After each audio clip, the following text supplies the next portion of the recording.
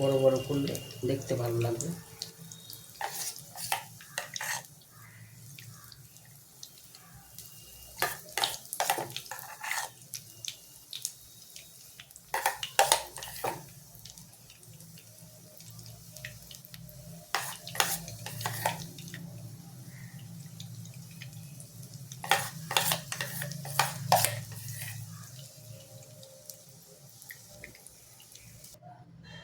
আমি বড়াগুলো লাল করে ভেজে তুলে রেখেছি।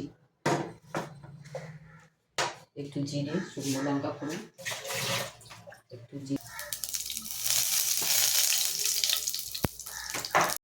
শুকনো লঙ্কা দিয়ে গোটা গরম মশলা পুরো আলু আমি হালকা করে সেদ্ধ করে রেখেছি। এবার এটা দেবো, একটু লাল করে ভাজবো।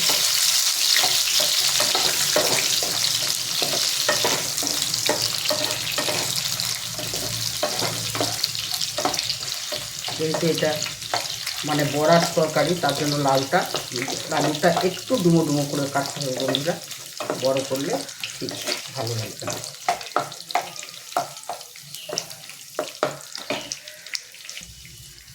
পেঁয়াজ রসুন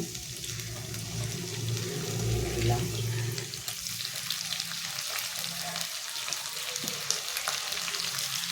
যেহেতু ডিম আছে সেহেতু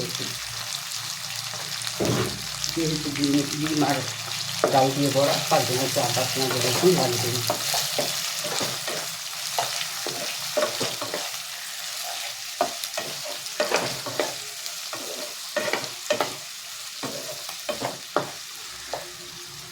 এটাকে অল্প কষিয়ে একটু জিরেটা লাগে,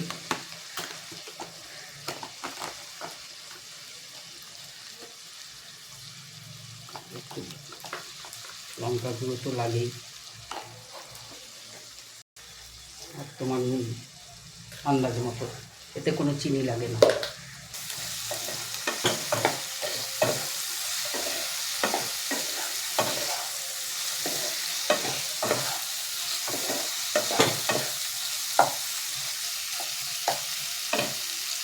একটু কষবো মশলাটা,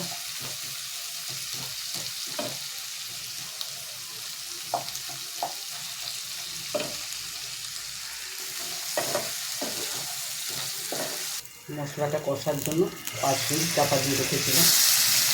দেখো কি সুন্দর জল এসে দিয়েছে, মানে মশলাটা ভাজা হয়ে গেছে।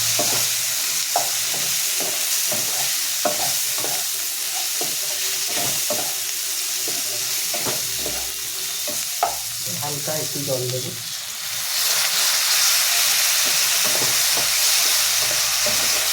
যখন মশলাটা পুড়িয়ে না যায়।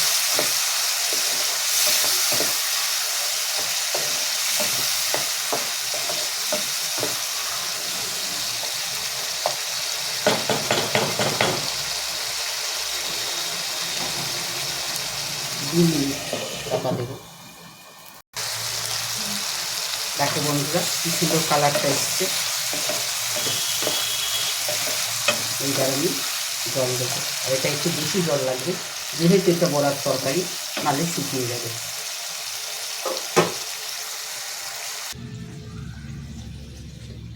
একটু বেশি করে জল লাগবে।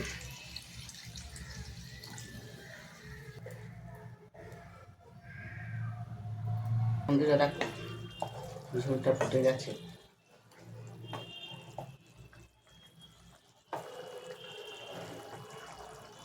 এইবার আমি একটা করে বড়াগুলো ছাড়ব, একটু ফুটে গেলে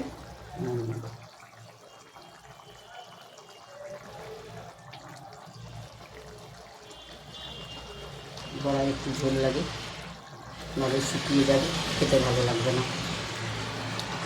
ঝোলটার একটা অসাধারণ স্বাদ আছে।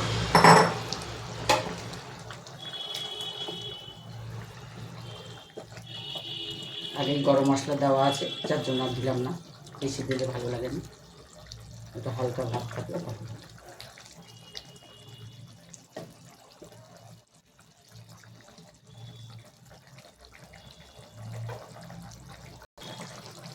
2 মিনিট চাপা থাকবে বন্ধু, তার বেশি থাকবে না। বড়াগুলো অটোমেটিক আছে, ঠিক আছে বন্ধুরা। ঢাকনাটা তুলে নিলাম, দেখো বড়াগুলো আরও বড় হয়েছে। কাঁচা লঙ্কা ছড়িয়ে দিলাম, যাতে কাঁচা লঙ্কার গন্ধটা, সুন্দর একটা গন্ধ ঝোল থেকে বেরিয়ে আসে। আমার রান্না রেডি।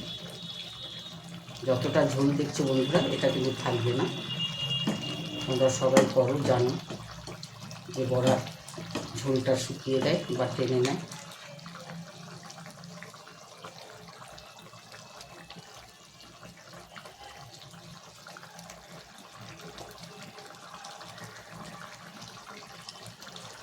আমার রান্না কমপ্লিট বন্ধুরা, একটু চাপা দিয়ে রাখলাম, পরে করবো, ঠিক আছে।